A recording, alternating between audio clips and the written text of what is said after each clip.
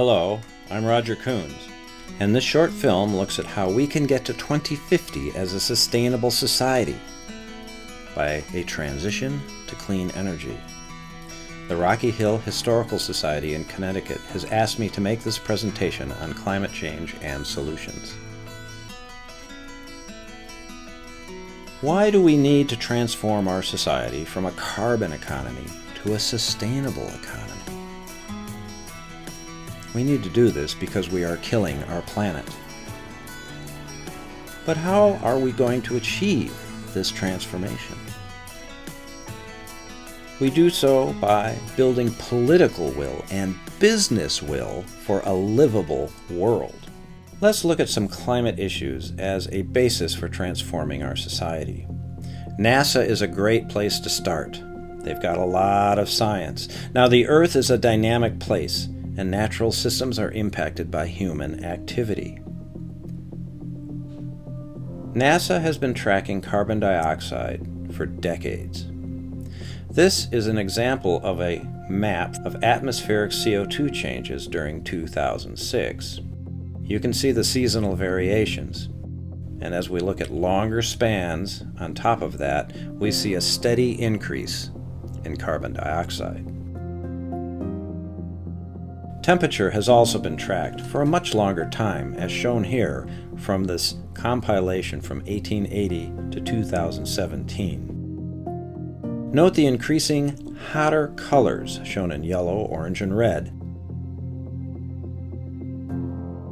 This is documented in the U.S. National Climate Assessment Report. We have been experiencing hotter temperatures every year.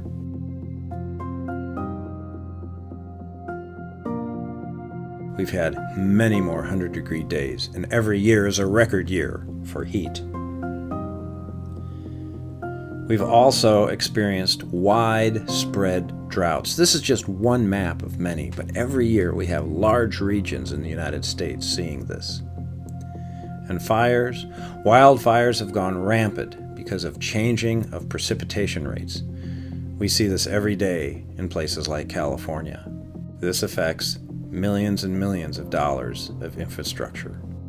But climate change is a global event. Shown here from a NASA compilation is information of country temperatures from 1900 to 2016. Watch as the blue lines turn increasingly hotter colors of red.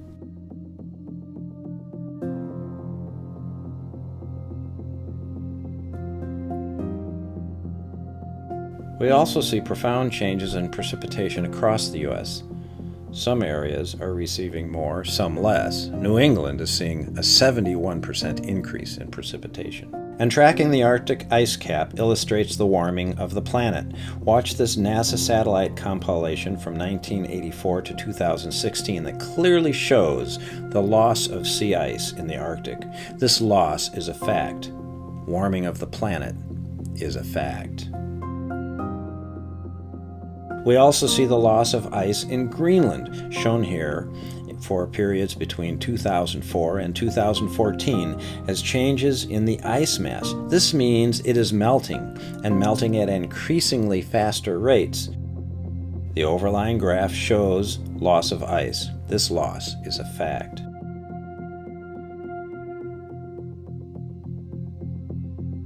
NASA and other groups are also tracking atmospheric particles, such as this 2007 example. Some particles are natural, but an increasing volume come from burning of fossil fuels.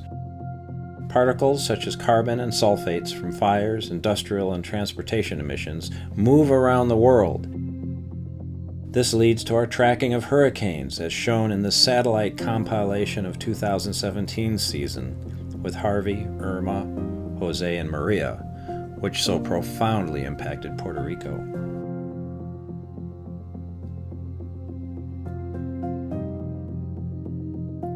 Food for all? We really don't pay the true price for our food, especially since global livestock produces 20% of the world's greenhouse gases. Does eating a cheeseburger contribute to global warming? Well, unfortunately, yes. And meat consumption is on the rise. This is a fact. These points of fact are in the International Panel on Climate Change and the U.S. National Climate Assessment reports, and the future looks very different than today if we do not act on the global existential threat, climate change. But there is still time to act to limit the amount of climate change and the extent of damaging impacts. There is broad agreement about the dire consequences of inaction and also on many of the actions we must take to fix the problems, so says 13 government agencies in the United States. I'm sure you've seen this graph, the steady increase in atmospheric carbon dioxide and the correlation with that and the warming of the planet. Note that it took some time for the Earth's systems to consistently respond to the Industrial Revolution and the burning of fossil fuels. The period from the 40s to the 70s was sort of like a heart attack for the planet. It just couldn't rebalance the globe's systems. But we pumped more and more CO2 into the atmosphere, and the Earth responded.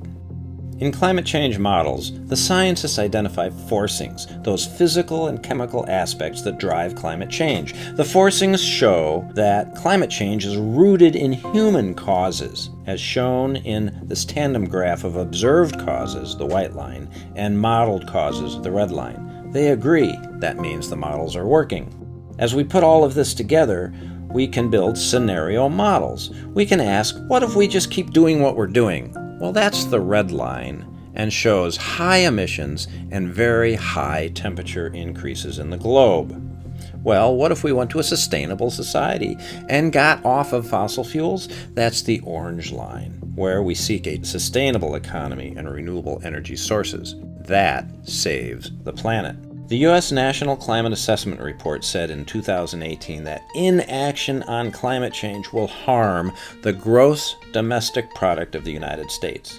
The International Panel on Climate Change report said in 2018 we must limit global warming to below 1.5 degrees Fahrenheit, and that requires immediate action. Now, scientists use probabilities to understand natural systems. That is how certain we are that something is true. When you get to about a 95% probability range, we're pretty much all in agreement that this thing is true. In fact, 47 out of 50 scientists agree that we are here, and the remaining 3 don't all disagree. Some just want a little more data and a higher probability. But the bottom line is, we are warming the planet. That is a fact. So what do? Let's consider sustainability. I see sustainability as being based on the triple bottom line. Here I've presented it as 3 nested spheres of environment, community, and economy. These spheres operate at every scale and every level in our world, from the global level right down to your kitchen. We can think of sustainability as finding a balance between humans and nature so that we balance what we must use with what nature can provide. For my company, Sustain Audit, LLC, I use my working definition: the application of metrics that measure and actions that promote aggressive improvements of the environment, enrichment of our community, and equitability of our economy while working towards a zero net total impact to the planet. Since everything is connected through the environment, community, and economy, we can also achieve sustainability by working aggressively on all of the 3 spheres at the same time. In addition to the climate emergency, we have a resources emergency. As the global population grows, more resources are consumed, and this means we face severe shortages of many resources. We see key metals used in our civilization reaching serious levels of scarcity by 2030. We see the overconsumption of fossil fuels leading to very expensive and less abundant fossil fuels. This is often referred to as the end of oil, but really, it just gets too expensive to use. Climate change impacting Connecticut is also impacting all of the northeastern states. For the northeastern states, if we include all inlets, bays, and tidal rivers, there's over 14,000 miles of coastline, all being impacted by sea level rise. This graph shows about 9 inches of sea level rise for Connecticut between 1936 and now. Since 1901, the ocean has warmed 2 degrees Fahrenheit. Melting ice sheets and thermal expansion of the water has caused this sea level rise. The U.S. has over 95,000 miles of coastline, and we are seeing increasing impacts from sea level rise. For example, in New England, we see vast areas being impacted by intense storms such as Hurricane Sandy and others.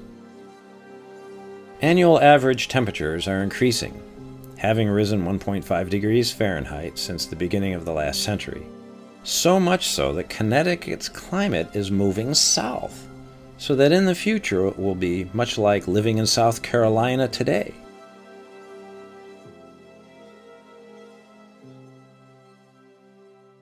Let's consider the Connecticut River, whose watershed includes parts of Quebec, Vermont, New Hampshire, Massachusetts, Rhode Island, and Connecticut. The flowage is 410 miles long, discharging into Long Island. The watershed encompasses over 11,250 square miles. It is a waterway filled with critical habitats, but is impacted by heavy use and 22 dams on the river and over 1,000 dams in the watershed. Some are key hydropower resources, much needed by the river communities.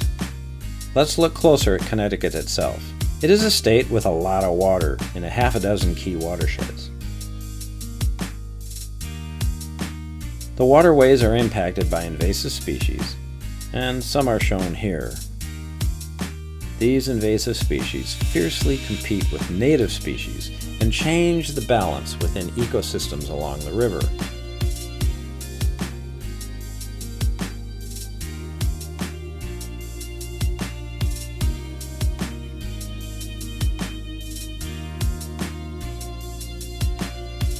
We see changes in river species, as well as its outflow into Long Island Sound.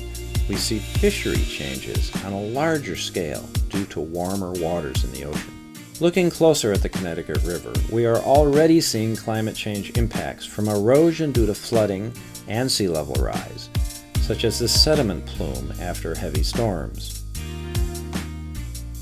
Along the lower parts of the river, we see extensive flooding of lowland areas.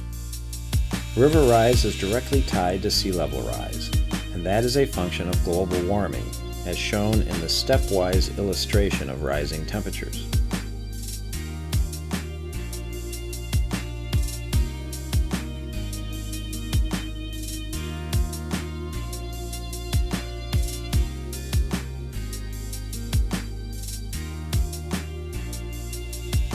Let's examine the stretch of the Connecticut River that passes through Rocky Hill. The river displays a meandering channel, and the lowland areas will continue to experience ever increasingly damaging flooding events.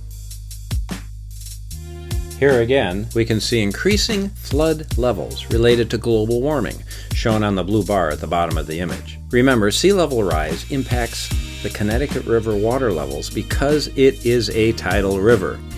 In addition to sea level rise, we are experiencing more intense storms, which dump greater amounts of water in shorter periods of time, exacerbating flood conditions. Also, due to climate change, Connecticut is experiencing a 71% increase in rainfall, according to the National Climate Assessment Report. If we go a bit farther upriver to the capital city of Hartford, Connecticut, we see similar effects of flooding along the Connecticut River. Again, the blue bar at the bottom of the image displays increasing global temperatures.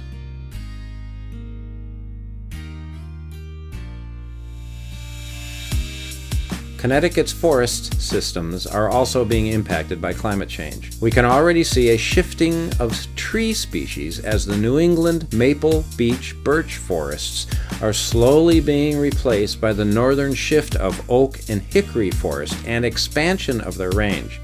This shift introduces new species, some from just a few states away, as well as invasive species brought in through commerce.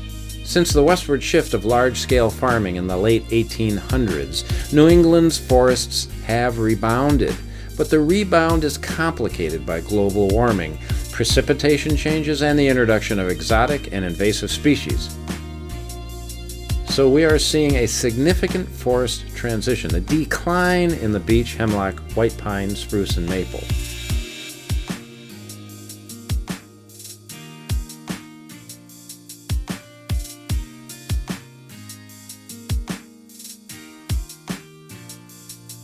The forests respond slow to climate change, to migrate at less than 1,000 feet per year. That's how they evolved. But climate change is pushing them to migrate at a much faster rate, 4 or 5 miles per year.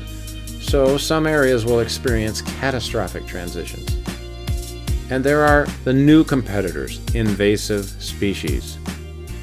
Shown here are a number of the common invasives that are impacting the trees and ecosystems in which they exist.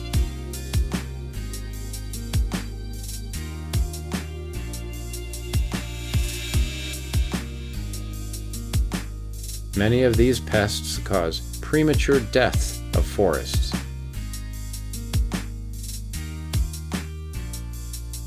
We also see range expansion of species, such as ticks.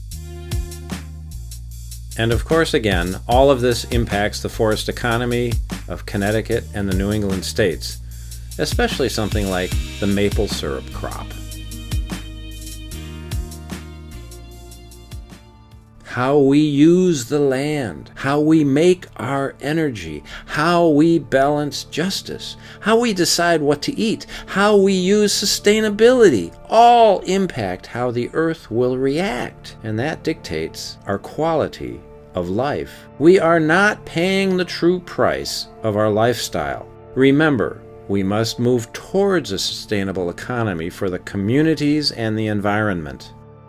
A key solution here is weaning ourselves off of fossil fuels. Let's consider emissions and energy.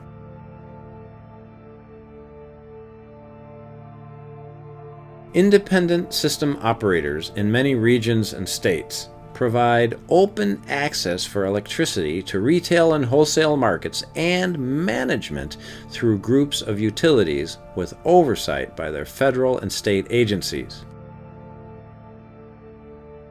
For the New England states, it is the New England Independent System Operator. They advertise reductions in emissions in past years, reductions in nitrous oxides, sulfur dioxide, and carbon dioxide. But this is largely due to conversion from coal to natural gas, which reduces emissions about 50%. But this means ISO New England is still fully embracing a fossil fuel economy, not a renewable energy one. All the New England states have set aggressive emissions reductions goals as shown here, but none of these can be met if we continue to build fossil fuel infrastructure and use natural gas. By this I am saying new pipelines, no. Natural gas power plants, no, and so on. The path is clear. States must stop permitting new natural gas pipelines, natural gas power plants, and other related infrastructure and shift to renewables. By the way, I put meat on this graph just to show how large its carbon emissions equivalency is compared to our energy sources. It's really high. Natural gas is not the answer. It is no longer a bridge fuel. It is polluting our world at every step of its development, transport, and use. Carbon fee and dividend, the best first step in addressing climate change impacts. As you know, we live in a carbon economy. Power generation is largely fueled by coal, oil, and natural gas. The same is true for our transportation. We want electricity, so we pay the power company to generate it. And they pay the oil and coal companies to provide the fossil fuels to drive the steam turbines that generate that electricity.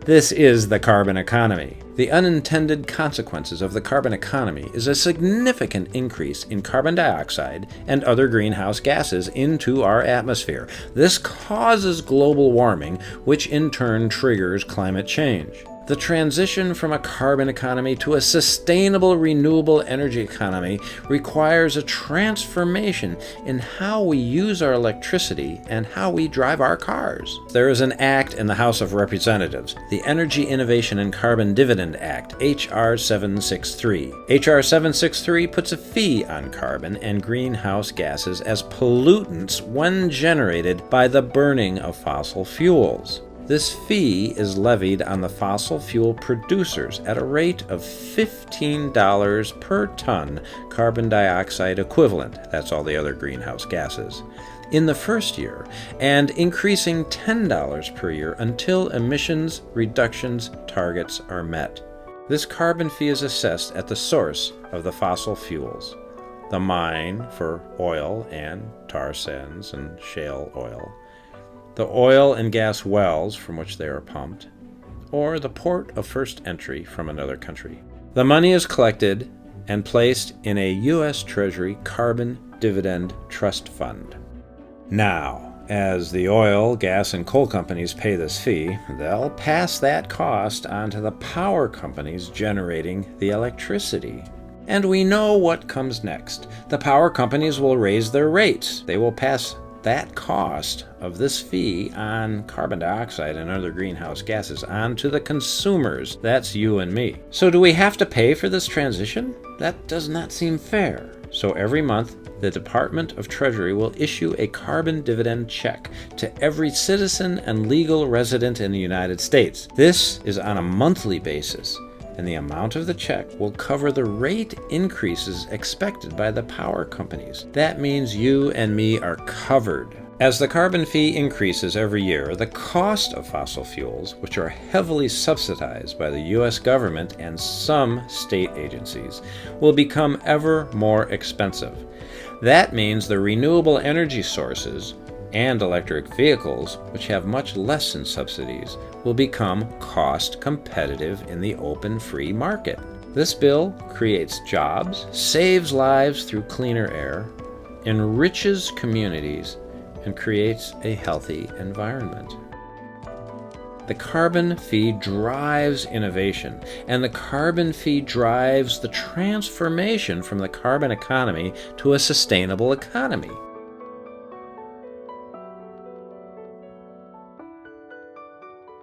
What does the energy balance of New England look like now and in the future with the fee on carbon? Right now, ISO New England is dominated by fossil fuels, natural gas and oil. There is a nuclear component and a small percentage of renewable energy projects. There is also waste-to-energy programs, but these burn garbage and create excessive greenhouse gas emissions and area health impacts, such as around Hartford, Connecticut. These are shown as purple bars on the graph. My colleague, Dr. George Shaw, and I have proposed in our book, Navigating the Energy Maze, a path forward with a largely renewable energy mix, as shown in the green lines on this graph. We see for the midterm a need for liquid fuels, which can be produced from biomass. We also see a need for nuclear power. Other groups, such as Energy Sage and the Stanford Group, led by Mark Jacobson, have proposed 100% renewables. We do not disagree with this, but we find it a harder solution. The commonality here, though, is the shift away from fossil fuels.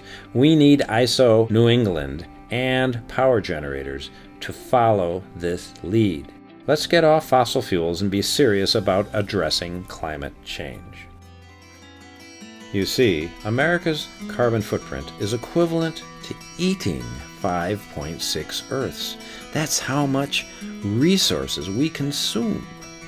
That means millions of people in other parts of the world are surviving on a much smaller portion of the planet's natural resources. This is not fair. We need environmental justice for all people, and we also find environmental injustice in the United States because disadvantaged communities, people of color, and the poor receive the brunt of climate change impacts.